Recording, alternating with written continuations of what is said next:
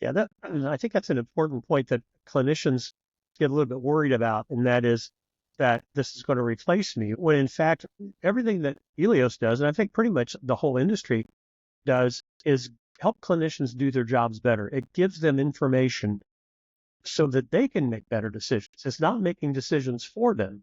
It's helping them make better decisions, right? Yeah, imagine if you need to write documentation overnight over the weekend.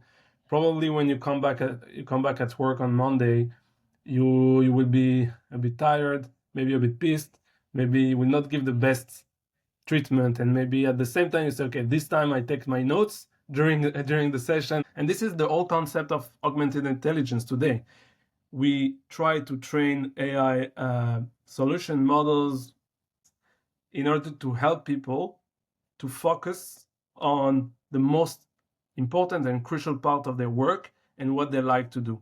So giving therapy in our case, but it can be maybe for someone that look at data, maybe to take the decision or the insights of the analysis and not creating dashboards or like charts.